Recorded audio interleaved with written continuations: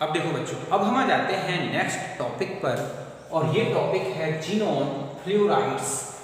Okay, तो देखो बच्चों, जिनोन एंड फ्लोरीन, इनसे बनने वाले बाइनरी कंपाउंड्स ही क्या कहलाते हैं? Xenon fluorides.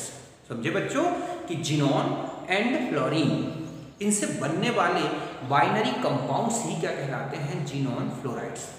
जो इंपॉर्टेंट जिनोन फ्लोराइड्स हैं वो इस तरह से हैं: XeF2 xenon difluoride, XeF4 xenon tetrafluoride, XeF6 xenon hexafluoride. Okay, यहां तक बात समझ गए। अब हम आ जाते हैं नेक्स्ट है प्रिपरेशन मेथड। तो यहां देखो बच्चों कि जो जिनोन फ्लोराइड्स हैं वो जिनोन और फ्लोरीन की रिएक्शन से बनते हैं। अब यहां पर आप देखोगे कि जिनोन डाइफ्लोराइड बनाने में जिनोन को एक्सेस में दिया गया है और फ्लोरीन को लिमिटेड अमाउंट में। जब ये लिमिटेड अमाउंट में रहेगा तो जिनोन के साथ फ्लोरीन के कम एटम्स बॉन्डेड होंगे। इस तरह से हमें मिलेगा XeF2 जब हम जिनोन को एक्सेस में और फ्लोरीन को लिमिटेड अमाउंट में लेते हैं। ये है टेम्परेचर और प्रेशर की कंडीशन। अब यहाँ देखो, अब हमें जिनोन में जुड़ने वाले फ्लोरीन्स जो एटम हैं उनको बढ़ाना है।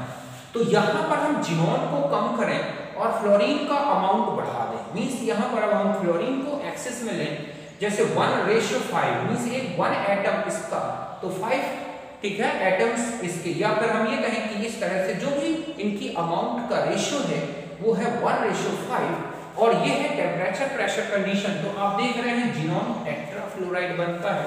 और जब ये रेशियो और बढ़ा दिया गया, 1:20 कर दिया गया, मींस फ्लोरीन और ज्यादा एक्सेस में दिया गया, तो आप देखते हैं क्या बन गया? Xenon hexafluoride.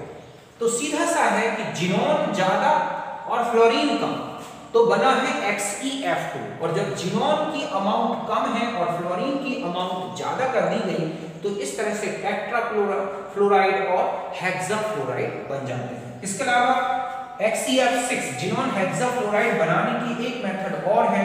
XeF4 में O2F2 की रिएक्शन करा दें तो इस तरह से XeF6 यहाँ पे भी बनता है। तो ये है इसकी क्या मतलब जिनोन फ्लोराइड्स के बनाने की मेथड। ओके, तो यहाँ तक नोट कर लें।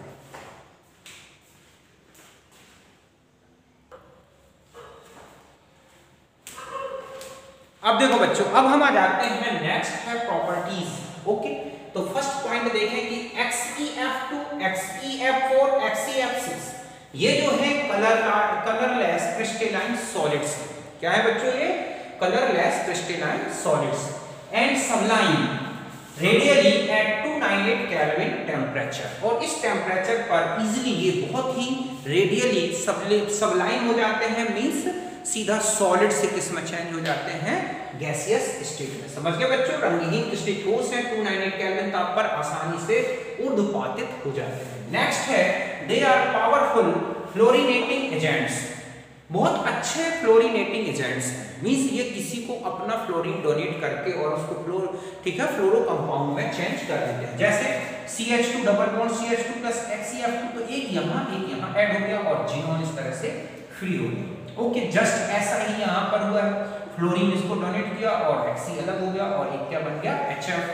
जस्ट NO प्लस XeF2 तो 2NOF प्लस क्या बन गया? Xe। जस्ट NO2 के साथ भी इसी तरह से फ्लोरीनेशन करते हैं। अगर हम टेट्राफ्लोराइड की बात करें तो टेट्राफ्लोराइड में इस तरह से XeF4 PT से रिएक्शन करके PTF4 बना रहा है। तो यहाँ पर भी इन्होंने फ्लोरीन डोनेट कर दिया। 4NO प्लस XeF4 तो बना 2NOF प्लस Xe। तो इस तरह से ये फ्लोरीनेटिंग एजेंट्स होते हैं। तो यहाँ पर लिखिए।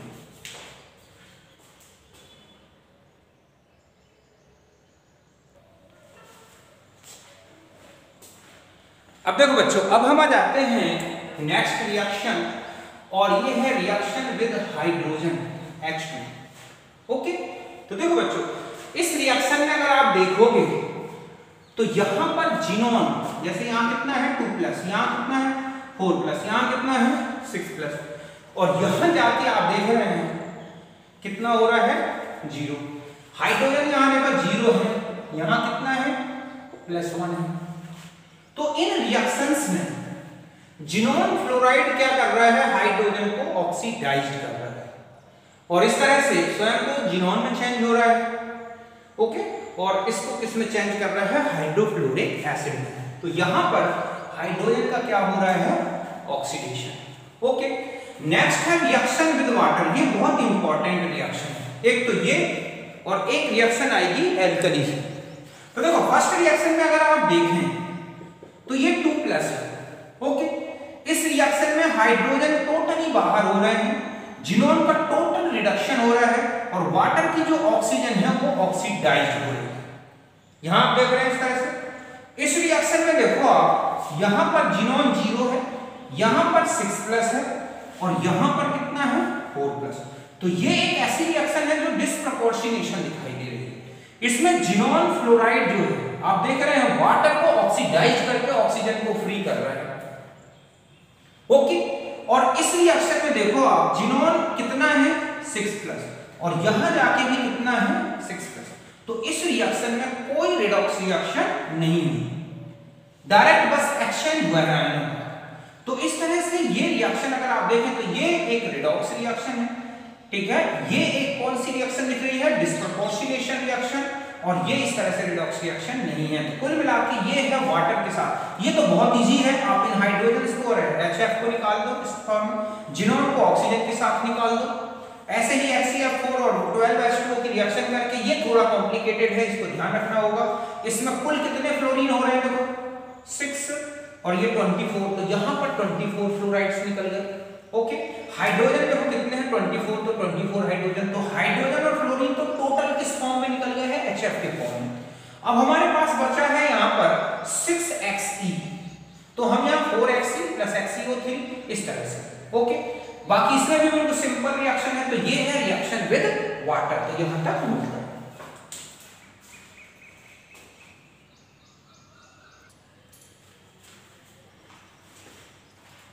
अब देखो बच्चों, नेक्स्ट रिएक्शन है और रिएक्शन विद एल्कली। ओके, पहला रिएक्शन है HCF2 और HCF4। इन दोनों की रिएक्शन बिल्कुल सेम है, बस यहां पर 2XeF2 लिया गया है, यहां HCF4 +2 4NaOH + 4NaOH, यहां 2Xe, यहां Xe, यहां पर O2, यहां पर O2।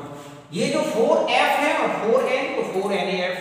ओके, और यहां पर आपको यहां पर लिखना था मेरे को 2H2 और जो हाइड्रोजन है वो टोटली 2H2 के फॉर्म में रिमूव हुए। इसके अलावा HCF6 है, NaOH से रिएक्शन, ये जरूर थोड़ा कॉम्प्लिकेटेड है। जितने भी फ्लोराइड है NaF 12NaF हो गए, H2O ये निकल गए, हाइड्रोजन और फ्लोरीन और ये तो निकल गए। अब बचा हमारे पास Xe और ऑक्सीजन, तो और 4 तो NeXeO6 ओके + Xe + O2। तो ये है इनकी NaOH। तो ये भी एक इंपॉर्टेंट रिएक्शन है। इसमें आप देखो यहां पर कितना है इसका, 8+, 6 दूनी 12 4, 8+ है। यहां कितना है, 0 है। यहां पर चले जाए तो कितना है, 6+। तो ये भी एक डिस्प्रपोर्शनेशन रिएक्शन है, जबकि यहां पर ये रिएक्शन क्या है, रिडॉक्स रिएक्शन है। अब हम आ जाते हैं एसिड बेस रिएक्शन। अब आप यहां देखो कि ये जो है फ्लोराइड्स SbF5, IF5, SbF5, ये किस तरह से वर्क कर रहे हैं, लेविस एसिड की तरह, और ये अपना फ्लोराइड आयन इस तरह से डोनेट कर रहा है। तो यहां पर देखो HCF2 × ये, तो ऐसा लिख सकते हैं, या इसमें से एक फ्लोराइड यहां चला गया तो बन गया Sb2F11 और इस तरह से। तो यहां पर एक फ्लोराइड एक्सचेंज हुआ है। जस्ट ऐसा ही HCF2 और IF5 तो बन गया है HCF+ और IF6-। ऐसे यहां पर देखो आप, एक फ्लोराइड उठ के SF5 के साथ चला गया, यहां भी वही रिएक्शन हुई। तो यहां पर ये लुईस एसिड के साथ फ्लोराइड को एक्सचेंज कर रहे हैं, मतलब फ्लोराइड को डोनेट कर रहे हैं। ओके, तो यहां तक नोट करें।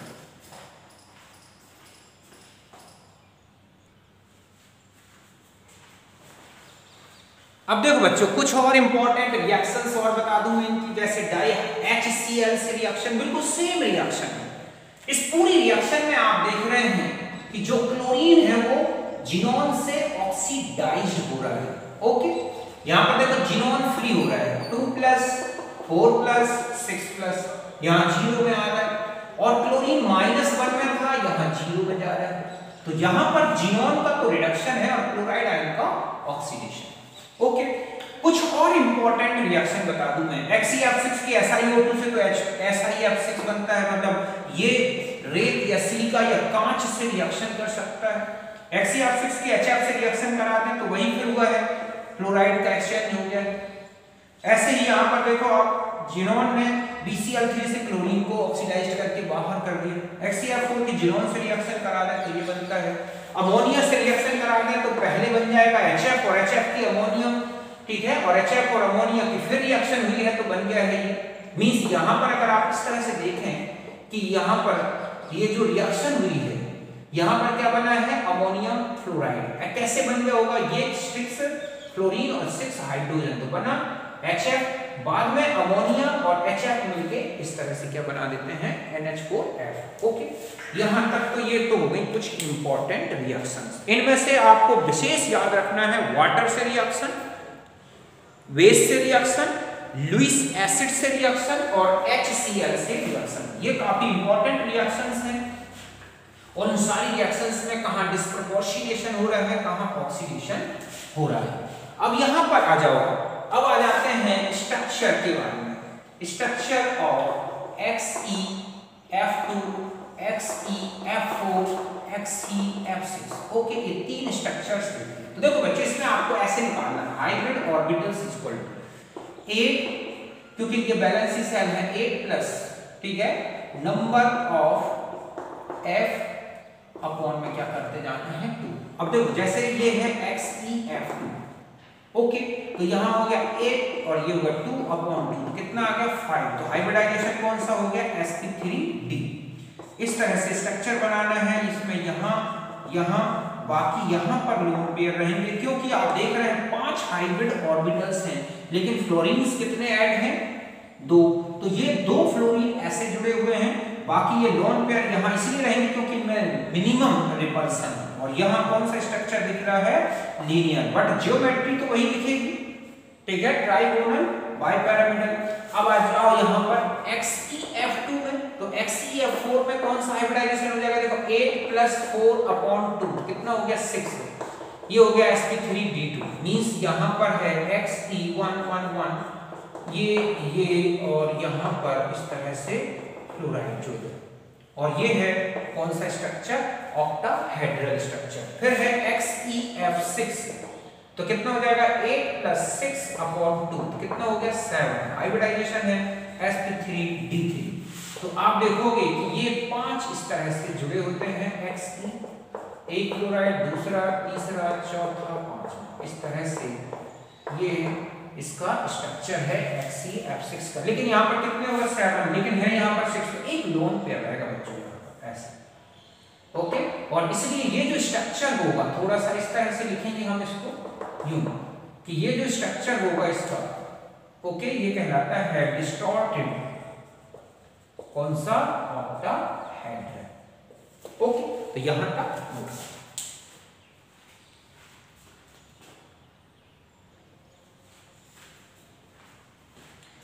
अब देखो बच्चों, ये है नेक्स्ट है XeO3। ओके, अभी आपने रिएक्शंस देखी थी, जिनोन हेक्साफ्लोराइड या जिनोन टेट्राफ्लोराइड की वाटर से रिएक्शन होती है, तो यहां पर ये बनता है XeO3। तो इस तरह से XeO3 की प्रिपरेशन होती है। ये बहुत इजी रिएक्शन है, 6 के 6 फ्लोराइड हटा दो, 6 HF के फॉर्म में और ये बना दो। ये थोड़ा सा कॉम्प्लिकेटेड है, इसको याद रखना है। एक्सप्लोसिव सॉलिड है, पावरफुल ऑक्सीडाइजिंग एजेंट है। आप देख रहे हैं प्लूटोनियम 2 प्लस को 4 प्लस में चेंज कर देता है और खुद रिड्यूस होकर जिनोन में चेंज होता है। इसके अलावा एल्कली के साथ रिएक्शन करके इस तरह का परजिनेट, ठीक है, इस तरह का आयन बनाता है जो आगे और एल्कली से रिएक्शन करके परजिनेट आयन में चेंज हो जाता है और एक्चुअली ये फ्री हो गया। तो इस तरह से एल्कली के ऑक्सीजन को ऑक्सीडाइज्ड कर देता है। और अगर आप इसका हाइब्रिडाइजेशन देखना चाहें तो क्या हो जाएगा, hybrid orbital equal to 8 plus 0/2, क्योंकि यहां पर मोनोवैलेंट एटम जोड़ते हैं B प्लस M, मतलब फार्मूला होता है B प्लस M/2। B मतलब बैलेंस इलेक्ट्रॉन, ठीक है, जिनोन, M मतलब मोनोवैलेंट एटम, तो चूंकि यहां ऑक्सीजन डाइवैलेंट है तो हम 0 रखेंगे अपॉन 2, तो यहां आ गया sp3 हाइब्रिडाइजेशन। इसमें 3 तो ऑक्सीजन इस तरह से जुड़े हैं D पाई P पाई बॉन्डिंग से, बाकी यहां पर एक क्या है, लोन पेयर। ये स्ट्रक्चर कैसा दिखेगा, ट्राइगोनल, ठीक है, पिरामिडल। ओके, तो ये जिनोन थे। अब हम जिनोन ऑक्सीफ्लोराइड्स के केवल स्ट्रक्चर लेंगे, बाकी ये ज्यादा रिएक्शंस नहीं लेंगे।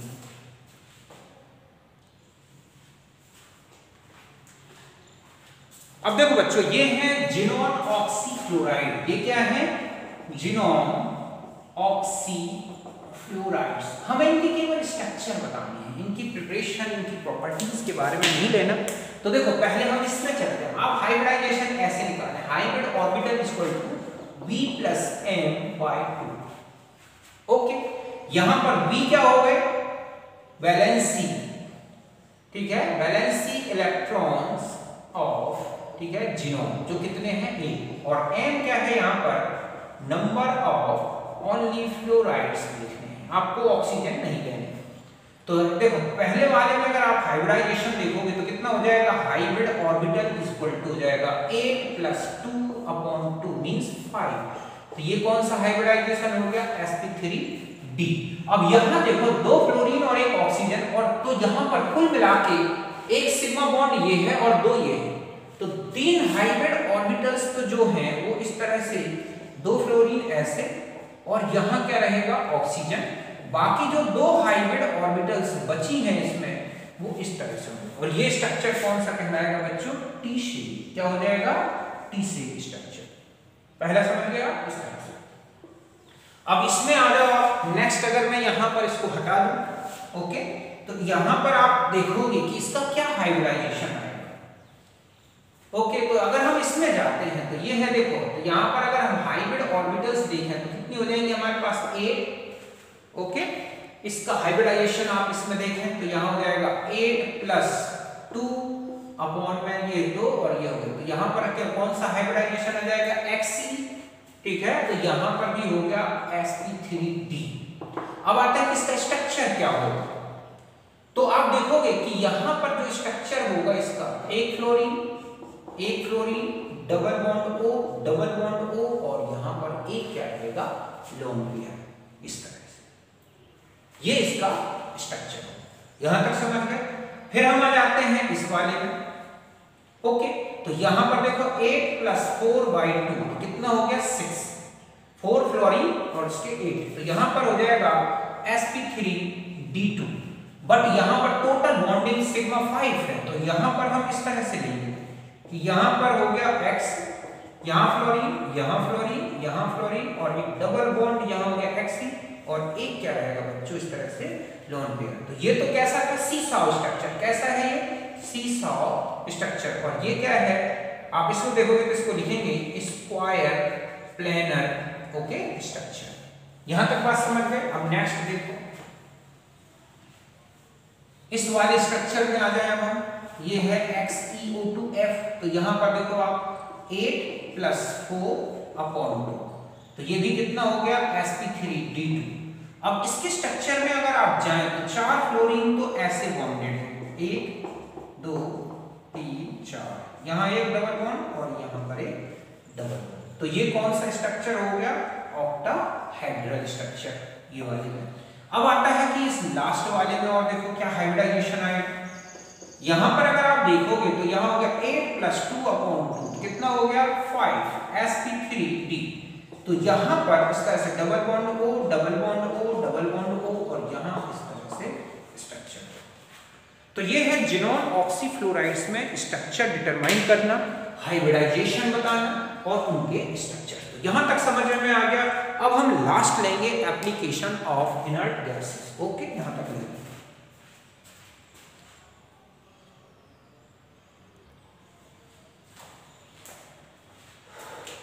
अब देखो बच्चों, अब हम आ जाते हैं कुछ important uses of inert gases. First है हीलियम। ओके, तो देखो हीलियम सबसे लाइट और इनफ्लेमेबल गैस है, इसलिए इसका जो यूज होता है, used in the filling of airships and balloons for weather study. समझ गए ना, एयरशिप को और बैलून्स को फिलअप करने के लिए। इसके अलावा स्टडी, ठीक है, एंड एरोप्लेन टायर्स, इसमें भी यूज होता है। तो समझिए बच्चों कि ज्वलनशील होने के कारण इसका उपयोग हवाई जहाज के टायर में हवा भरने, मौसम संबंधी अध्ययन में, इनके उपवारों में भरने में किया जाता है। नेक्स्ट है कि 80% हीलियम और 20% oxygen mixture used for diverse in respiration. जो समुद्री गोताखोर होते हैं, सी डाइवर्स, कौन होते हैं ये? सी डाइवर्स, उनके लिए ये दी जाती है 80% हीलियम और 20% ऑक्सीजन। ऐसा क्यों किया जाता है पता है?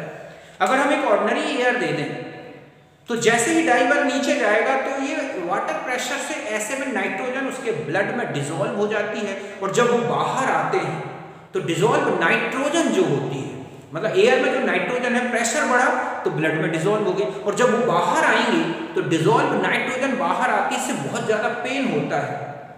ओके, इसको बोलते हैं डाइवर बैंड्स। तो वो ना हो उसके लिए इसका मिक्सचर यूज करते हैं। क्यों? क्योंकि हीलियम कितना भी प्रेशर हो जाए ब्लड में डिसॉल्व नहीं होगी। तो एक तो यहाँ पर इसका मिक्सचर। इसके अलावा ब्रीथिंग इन अस्थमा, अस्थमा जो पेशेंट होते हैं उनकी ब्रीथिंग में भी इसी का यूज होता है। इसके अलावा it is used for the producing inert atmosphere. बहुत ज्यादा इनर्ट है, जहां इनर्ट एटमॉस्फेयर प्रोड्यूस करना होता है वहां पर भी हीलियम का यूज होता है।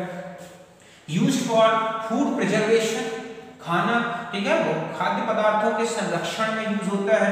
अल्फा प्लस, हीलियम प्लस जो है अल्फा पार्टिकल्स, हीलियम प्लस या अल्फा पार्टिकल, आप देखोगे ये बॉम्बार्डिंग पार्टिकल्स की तरह यूज होते हैं। बहुत सारी न्यूक्लियर ट्रांसम्यूटेशन या आर्टिफिशियल ट्रांसम्यूटेशन रिएक्शन में आप देखोगे हीलियम या अल्फा प्लस आयन का use, sorry helium plus ion या अल्फा पार्टिकल यूज होता है। इसके अलावा it is used as a filler in electric transformer. Electric transformer में फिलर की तरह का यूज होता है। तो यहां तक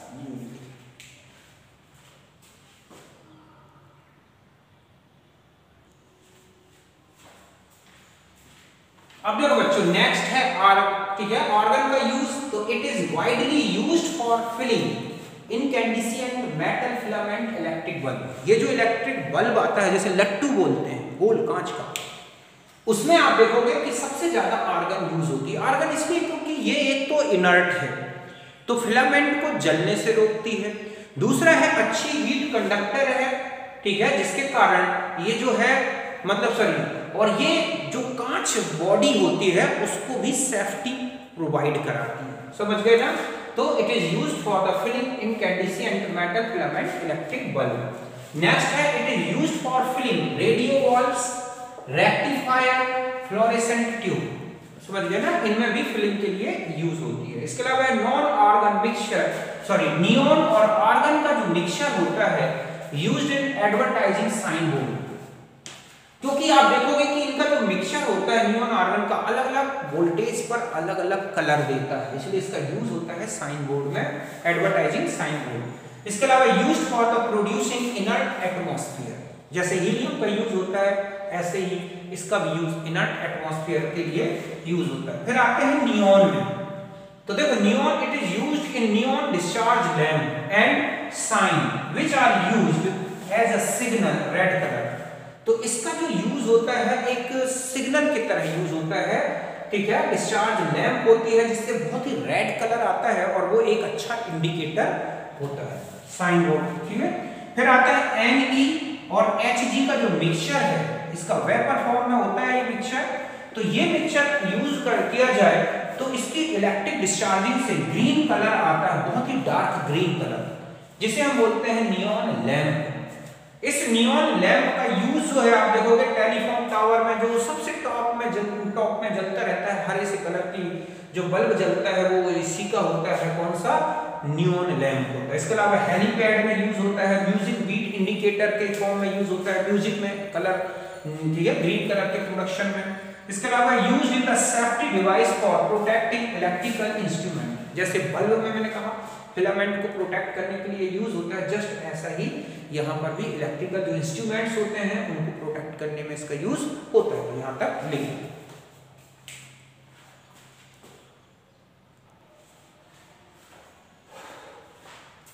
अब देखो बच्चों, ये और कुछ इंपॉर्टेंट यूजेस हैं क्रिप्टॉन और जिनॉन के।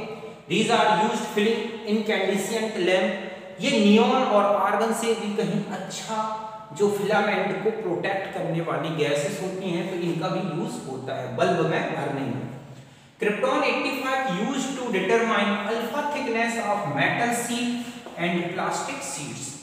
मेटल की जो शीट्स होती हैं, प्लास्टिक जो शीट्स होती हैं, उनकी थिकनेस को मेजर करने के लिए क्रिप्टॉन 85 का यूज होता है। इसके अलावा krypton 85 also used for regulating the voltage of electric bulb. Electric bulb के वोल्टेज को सही रखने के लिए इसका यूज किया जाता है।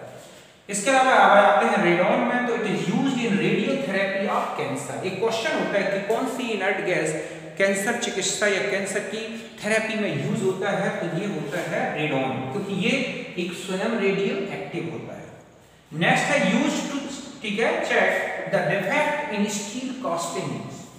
ठीक है, कि जो स्टील कास्टिंग हो रही है उसमें किसी भी प्रकार की कोई डिफेक्ट है तो उसके चेक करने के लिए इसका यूज होता है। इसके अलावा इंटरनल पार्ट की फोटोग्राफी में भी रेडॉन का यूज किया जाता है। तो ये कुछ इंपॉर्टेंट यूजेस थे। वैसे तो यूजेस आपको बहुत सारे मिल जाएंगे बुक्स में, देखें आप। ओके, तो ये इस तरह से मैंने पूरा पी ब्लॉक कंप्लीट कर दिया बच्चों। पी ब्लॉक से रिलेटेड एक एक छोटे से छोटे पॉइंट को लेके चला हूं। आप पूरे वीडियोस देखें, एक भी क्वेश्चन ऐसा नहीं होगा जो आपसे बने ना, बस आप टोटल स्टडी कर लें। ओके, तो यहां तक हम देखें तो हमारी फिजिकल, ऑर्गेनिक और इनऑर्गेनिक कंप्लीट हो गई पूरी। अब में जो टॉपिक और बचे हुए हैं वो है हमारा का एनवायरमेंटल केमिस्ट्री, और एक सिंपल सा लूंगा आपके लिए एनालिटिकल केमिस्ट्री से रिलेटेड कुछ पॉइंट्स, तब जाके हमारी पूरी केमिस्ट्री फिनिश हो जाएगी। ओके, तो यहां तक हम फिनिश करते हैं पी ब्लॉक। ओके, मिलते हैं नेक्स्ट वीडियो में, तब तक के लिए नमस्कार, थैंक यू।